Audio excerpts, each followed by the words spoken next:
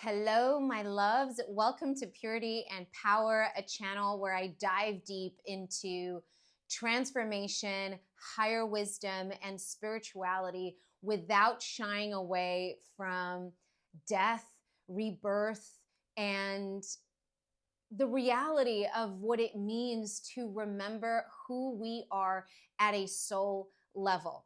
And today, I really want to get real. She's feeling a little unhinged. Let's be honest. I am feeling a little unhinged because I have noticed that a lot of people are threatened or intimidated by me, my presence, my work. And as somebody who has survived the atrocious amounts of abuse that I have survived, whilst maintaining the purity, integrity, and kindness of my heart, I want to set the record straight.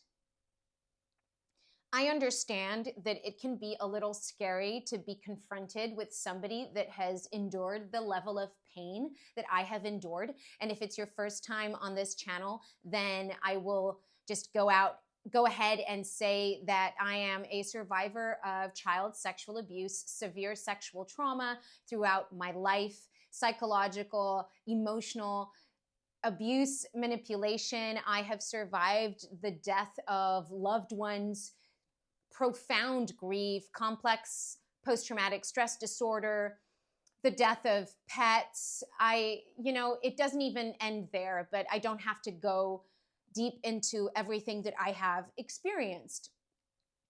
And my path has really been about rescuing and remembering the purity that lies beneath all the pain and the blessing that life is. And I know that I was put through this tremendous amount of pain to be of assistance and to be of service to humanity. And that is exactly what I am here to do and why I am here. And the point isn't to make anybody else feel threatened. It isn't to intimidate people. It is to show you and to model and to inspire you to allow yourself to undergo the depth of transformation that you need to undergo to remember who you are at a soul level and to come into your highest, truest potential for this life, to align with your soul's blueprint, and to be a part of this transition, this mass awakening that we are experiencing on Earth. And ultimately, I understand that my work is not for everybody. I understand that not everybody is going to feel inspired by this.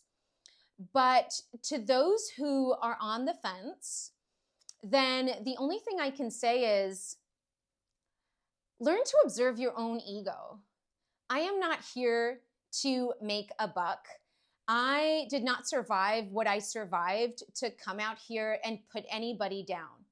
And so today, I am speaking from my heart, and I'm going to share a little bit more about what my experience has been so that you can really feel into the purity of my intentions and hopefully come to realize that there's nothing to fear. Allow yourself to be humble enough to learn from somebody like me, to be guided by somebody like me, to be led by somebody like me. So the reason why I can come on here on YouTube and talk about death and talk about sex and talk about transformation and talk about all these topics that are taboo that usually people shy away from is because I have been through absolute torture in my life. I don't sit here and smile and make jokes and have a dark sense of humor because I woke up one day and had some awakening or did ayahuasca, which I did, but and decided to become a healer because I wanted to hop on some spirituality trend. I can come on here and talk about these subjects because I have been through years of waking up wanting to rip my skin off of how much pain I was experiencing, of not being able to put one foot in front of the other because the pain was so great that I thought it was going to kill me. I have faced death more times than I can count, where suicidal ideation was the only thing that would give me some sense of relief. And if I can come on here today and speak about death the way I speak about death, is because I faced it myself in my own life, and I faced the death of the person that supported me the most. So let me tell you a little story. As I was diving deep into the healing of my childhood sexual abuse, which, as you can imagine, brings up a level of disgust, grief, and just rage that is beyond anything that I could ever put into words. The person, my partner, who is a soulmate of mine, he was the first person in my whole life to have mirrored love to me. And mind you, I was sexually abused by people in my family. And not only was I sexually abused, I was also persecuted. My whole family turned my back on me when I was healing from this. I was manipulated. I was psychologically and verbally and emotionally abused as I was recovering from this trauma. I was left completely alone to fend for myself. I had to deal with poverty, scarcity, you name it, as I was just scraping through the dungeons of my being. And throughout this process, my partner, my soulmate, who had been the one person that had mirrored love back to me, the first time in my life that I had seen someone look at me and actually love me genuinely without wanting to use me and abuse me, passed away unexpectedly. I don't think I can put into words the level of cruelty or how cruel it felt from life itself to have experienced that you're going through the worst possible pain that a person can go through, and that the one person that had actually genuinely loved you and supported you gets taken away. It felt like torture. So the fact that I am sitting here today is a miracle. The fact that I was able to get to where I'm at today, and we're not talking about success. We're not talking about having gotten to the top of some mountain. I'm talking being alive is a miracle. I have been through more pain than most humans will ever experience, not even just in one lifetime, but in multiple lifetimes.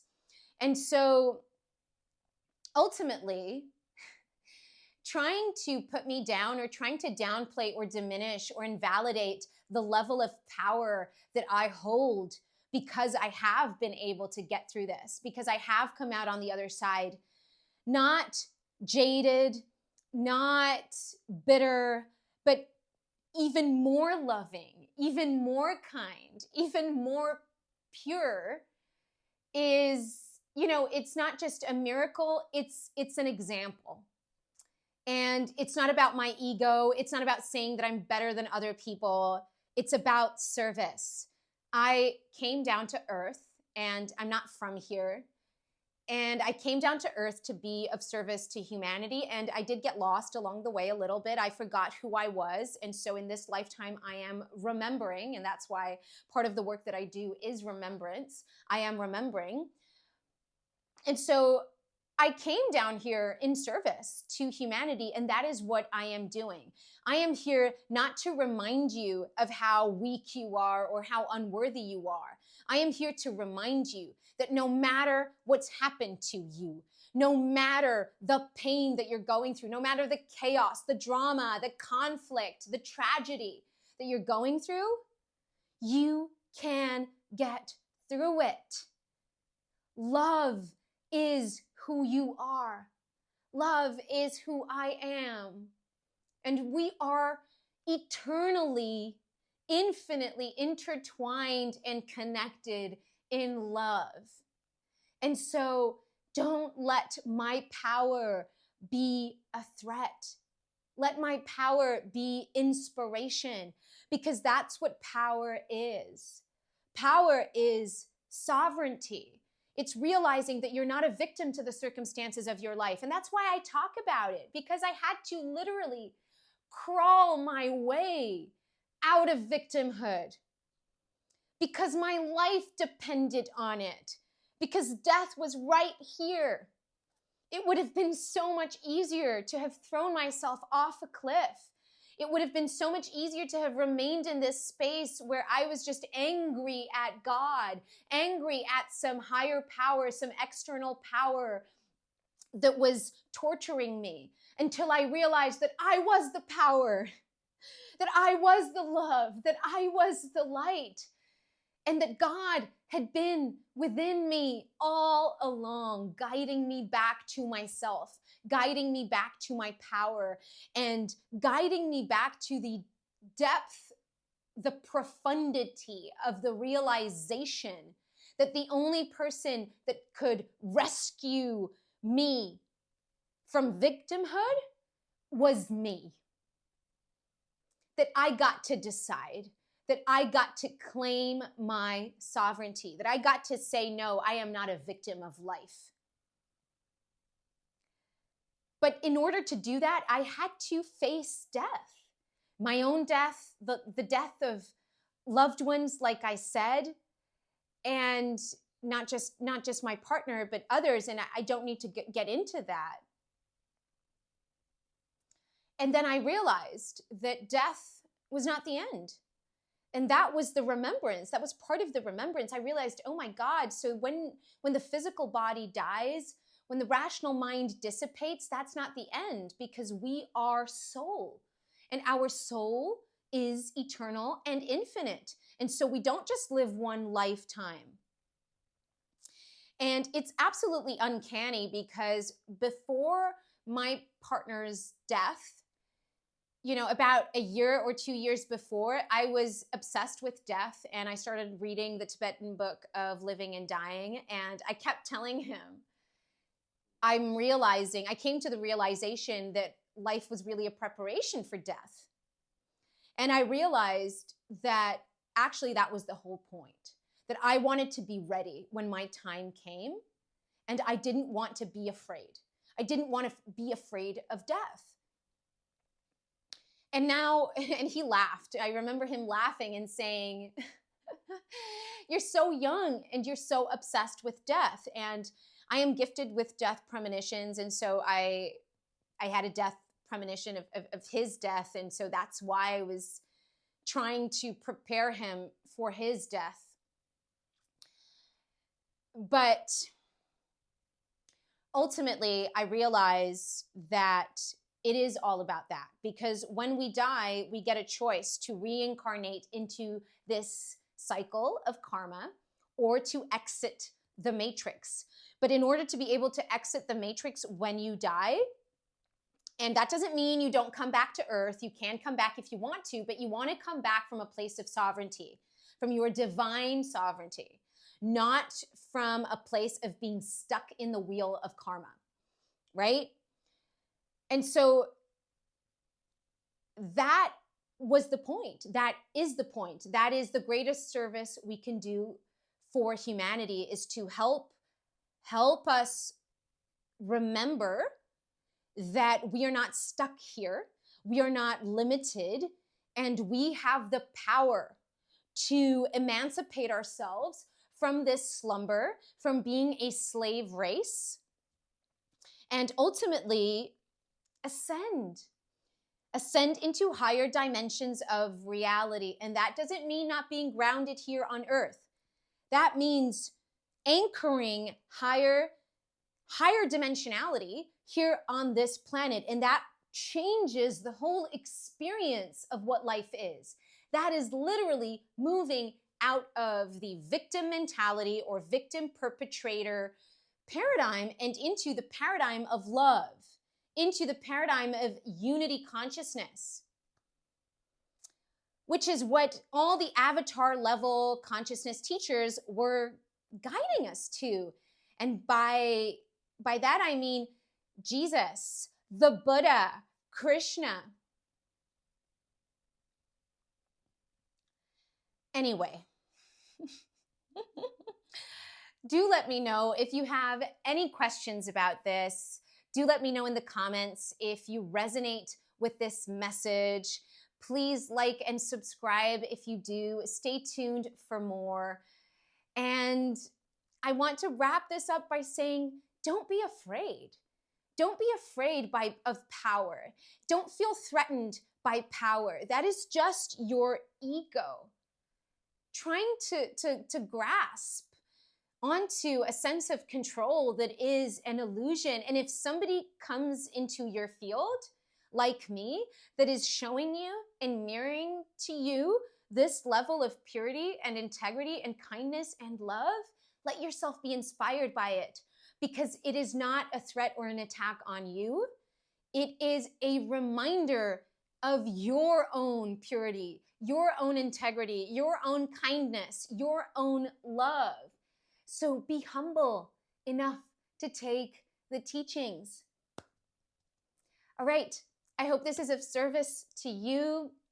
And if you do want to dive deeper and you want to work with me one-to-one, I can really help you navigate your own process, your unique process of transformation, of death and rebirth. And I can help you remember who you really are, where you came from, and what you are here to do on this earth. So if you feel ready, if you feel called, not for this surface level coaching, let's manifest this and that.